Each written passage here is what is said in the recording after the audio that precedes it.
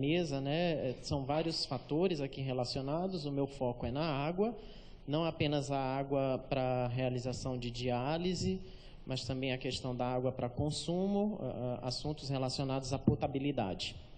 Então, a qualidade de água para consumo e diálise, ela é resultado de uma interação de diversos setores, né? Essa qualidade, ela envolve aspectos físico-químicos e microbiológicos, mas não apenas o controle de infecção hospitalar ele está envolvido, eu tenho equipes de enfermagem, um bom laboratório, o sistema de manutenção, a engenharia é extremamente importante nesse contexto e aspectos relacionados ao governo, empresas de abastecimento. Todos nós lembramos do período em que São Paulo ficou sem água, né?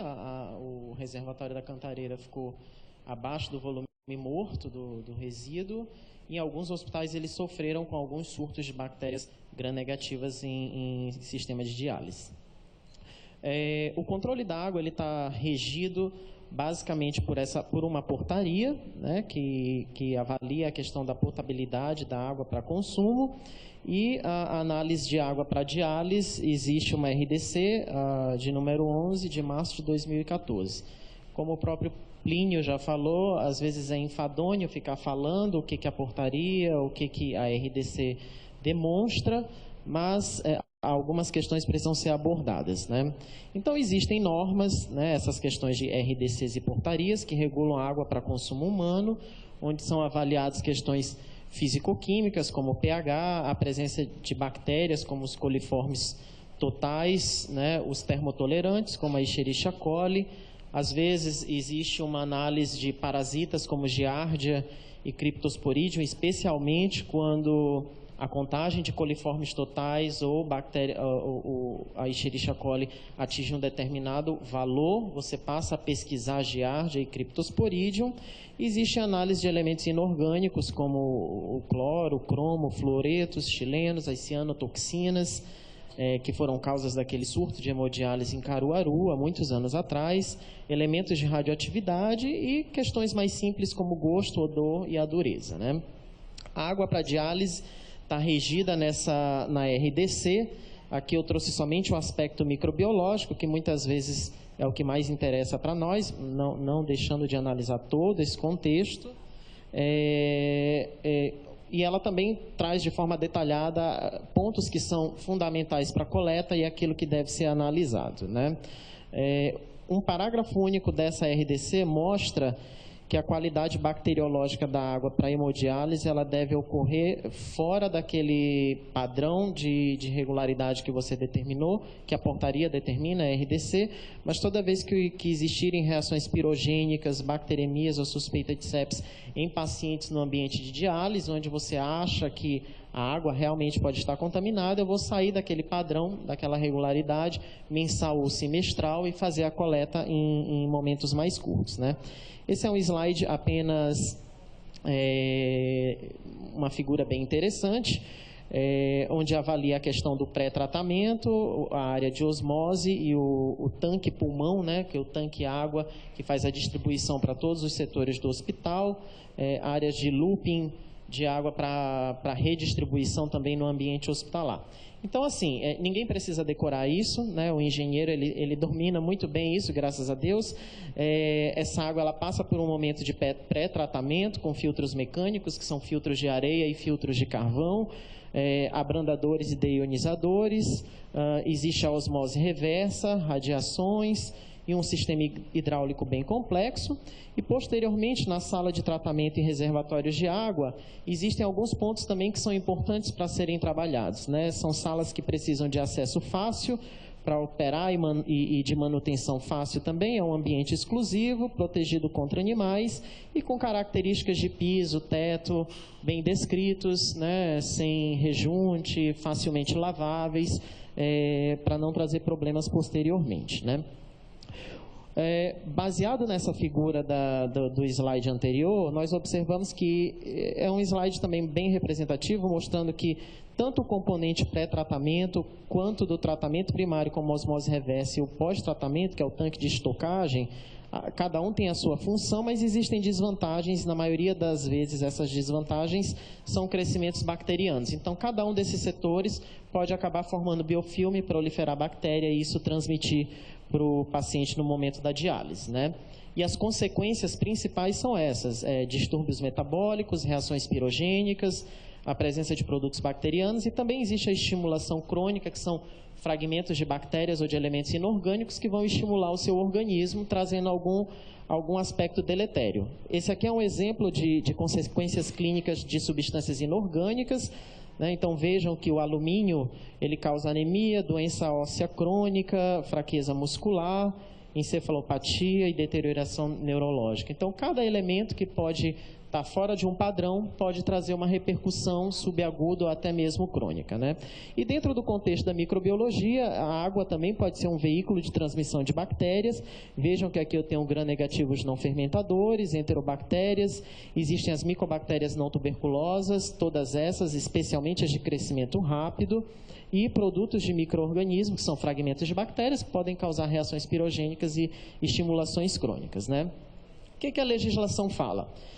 Às vezes nós decoramos a bactéria heterotrófica, coliformes totais, coliformes fecais, mas essas são as definições microbiologicamente mais aceitas, né? Bactéria heterotrófica é todo micro-organismo que precisa de carbono orgânico como fonte de nutriente, ou seja, 1 bilhão de bactérias são heterotróficas: pseudomonas, alcalígenes, aeromonas, acinetobacter. Muitas vezes nós focamos apenas nos coliformes fecais, e que são os termotolerantes, né? Mas essas bactérias heterotróficas são uma medida bastante interessante da qualidade bacteriológica da água. É uma definição bem ampla. Os coliformes totais são gram-negativos, que podem ser aero ou anaeros e que fermentam a lactose.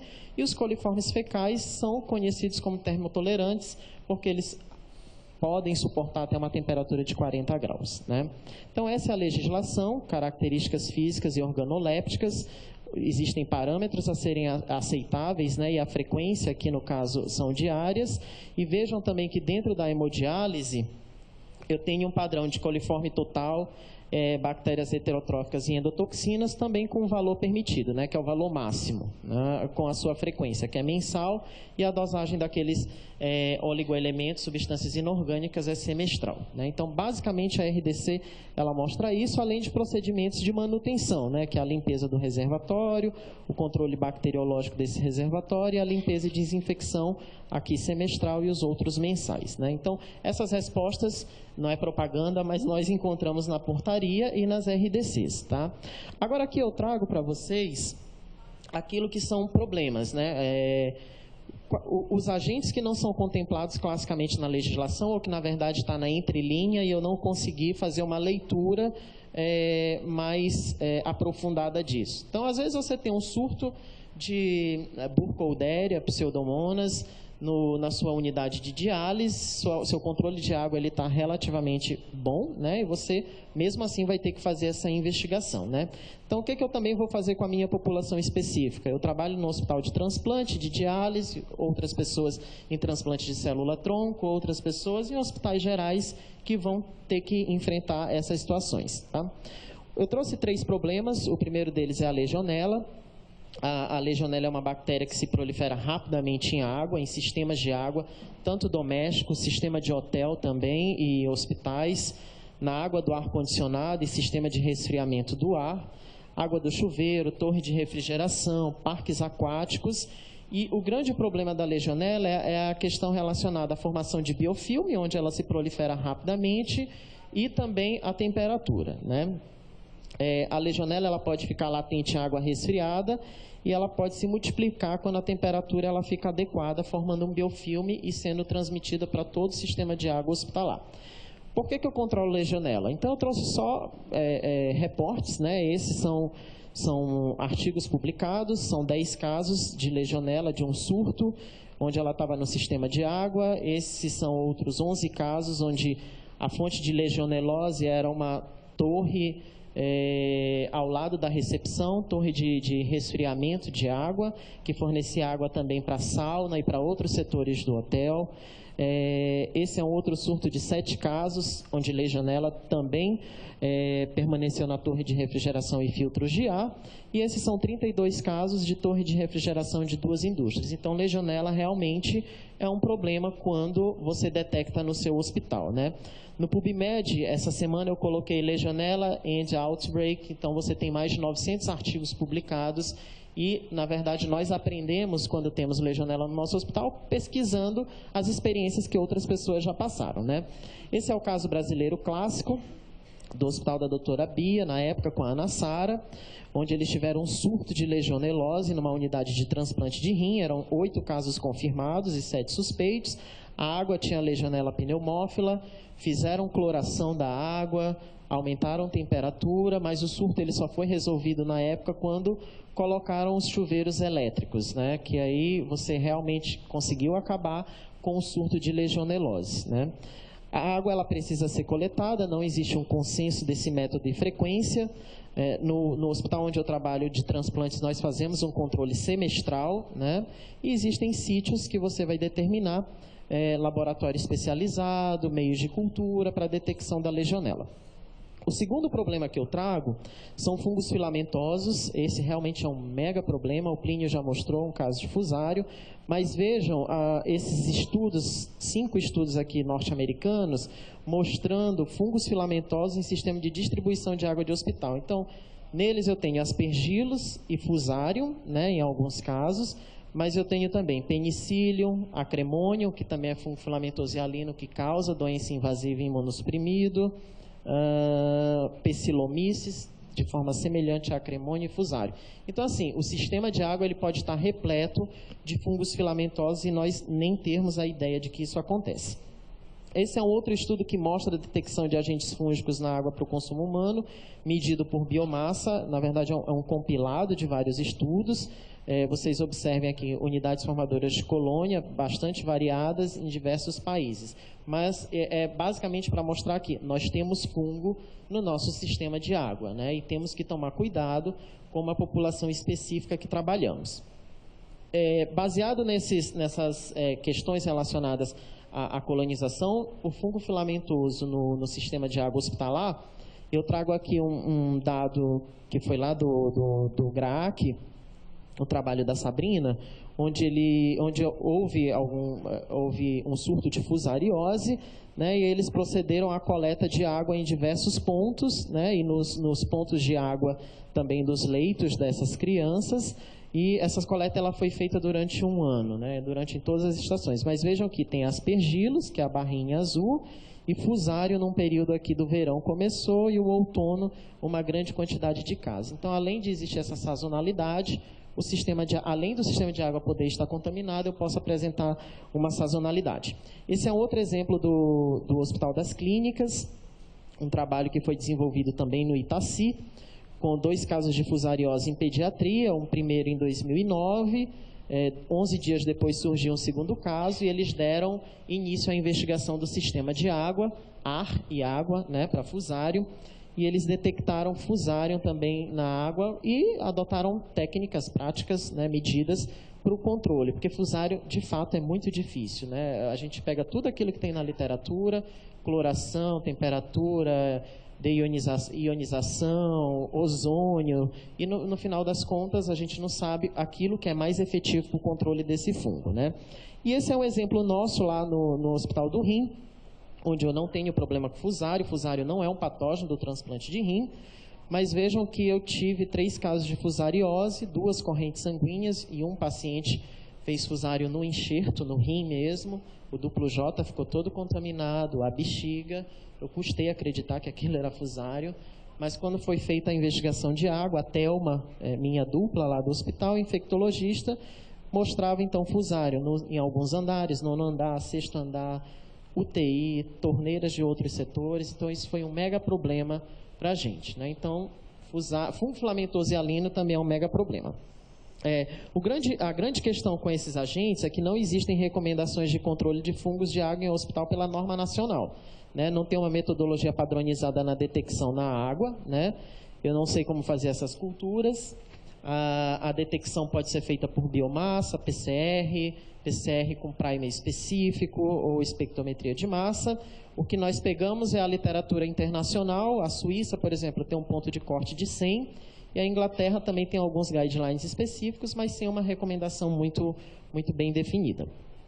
E o terceiro problema que eu trouxe são micobactérias atípicas de crescimento rápido, né, crescem em menos de 7 dias, são ubíquas, estão presentes em todos os ambientes, né?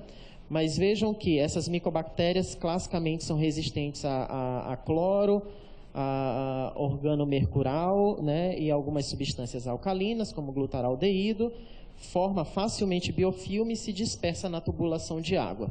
É algo que nós não fazemos o controle. Recentemente, nós tivemos 2 casos de micobacteriose de crescimento rápido em pacientes de diálise, né? Era um micobactério mucogênico e focaico, e foi feita a análise da água, nós não conseguimos recuperar nada. Mas você tem a certeza que a culpa é da água, né? Estava ali presente, é paciente de diálise, você faz a investigação e não encontra nada, né? Isso aqui é só para mostrar rapidamente para vocês que essas bactérias de crescimento rápido causam todas essas doenças, né? Catéter, peritonite, trato respiratório, doenças disseminadas, sítio cirúrgico, e que essas de crescimento rápido, elas podem causar colonização do sistema de água do hospital, né? Qual o papel da CCIH no controle de água, então? Só para a gente finalizar. Eu vou fazer vigilância da infecção de água de diálise com laudos microbiológicos, vou avaliar rotinas específicas, né, escritas relacionadas ao controle de infecção. Na verdade, eu preciso ter ideia de tudo aquilo que a engenharia faz, de como está acontecendo na minha sala de diálise ou nos pontos de diálise de casos agudos no meu hospital. Vou cobrar e definir locais de coleta de amostra, rever sistema de manutenção e tratamento, e investigar surtos e eventos adversos graves, né, com medidas de controle e prevenção, quando necessário, né? Esse é, retomando aquele slide, é um slide bem complexo. O sistema de diálise, nesse aspecto, geralmente é de hospital especializado. Muitas vezes você tem osmose, aparelhos portáteis, mas vejam que eu preciso colher a água no filtro de pré-areia, né, o filtro, a parte do pós-carvão também, dos filtros de carvão, na pós-osmose, eu também colho a água de diálise do tanque pulmão, que faz a distribuição de água, eu colho no looping de redistribuição da água para todo o hospital, eu colho água também nas salas, nos pontos de diálise mesmo, UTI, na sala de reuso de capilares, e isso aí quem vai definir, existem pontos básicos, e o controle de infecção vai ampliar esses pontos para depender da realidade do seu hospital, né? Aquilo que é necessário. Então, colher a água, eu tenho que obedecer procedimentos de coleta estabelecidos por laboratórios de referência, né, que são laboratórios habilitados pela REBLAS, né, que é uma rede brasileira de laboratórios analíticas em saúde, colher preferencialmente os mesmos pontos para comparação, realizar a coleta fora da rotina quando eu tiver aqueles eventos adversos, né, pirogenia, bacteremia e sepsis, né, modificar o tratamento de água ou sistema de abastecimento quando é necessário, e eu vou fazer essa coleta fora da rotina também quando existir algum laudo duvidoso. De vez em quando, de vez em nunca, chega um laudo esquisito, a gente precisa recoletar para ter certeza de que aquilo não vai ser um pesadelo na minha vida, né? Como coletar? Eu não vou entrar em detalhes, mas de uma forma geral são até 1 litro, né, com desinfecção com álcool a 70% da saída, onde será feita a coleta, deixar correr esse fluxo de água por alguns segundos, 1 minuto, utilizar tubo estéreo, encaminhar o mais rápido possível para o laboratório, fazer suábias de torneiras e ralos para investigação de biofilme em situações de surto e colher água fria e quente, né? Isso aqui é um resumo da comparação da água do hospital e de diálise. A hemodiálise ao hospital é para consumo, né? A questão de potabilidade. Existem aspectos relacionados ao cloro, bactérias heterotróficas e endotoxinas, né? E o que fazer quando tem algum problema? A gente pega o que tem em portaria, em RDC, vê o que tem na literatura, discute com os amigos de todos os outros hospitais. Parece que em São Paulo a gente tem uma CCIH única, porque quando você passa um problema, você começa a conversar com todo mundo que já passou por aquilo, né? Quem passou por Fusário no HC, na Unifesp, no AC Camargo, todo mundo vai conversando entre si para dizer o que aconteceu.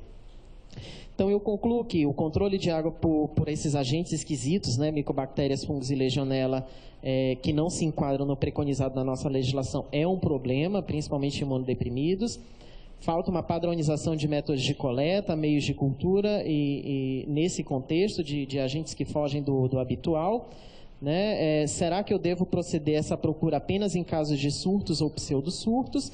Sempre procurar na literatura esses casos e aquilo que foi feito como medida para ter um controle adequado, né? E procurar também, às vezes, a legislação de outros países para guiar as nossas condutas, né? Porque, às vezes, a nossa legislação não traz tanto detalhamento em relação a algum desses agentes infecciosos. Bom, era isso que eu tinha para falar. Obrigado.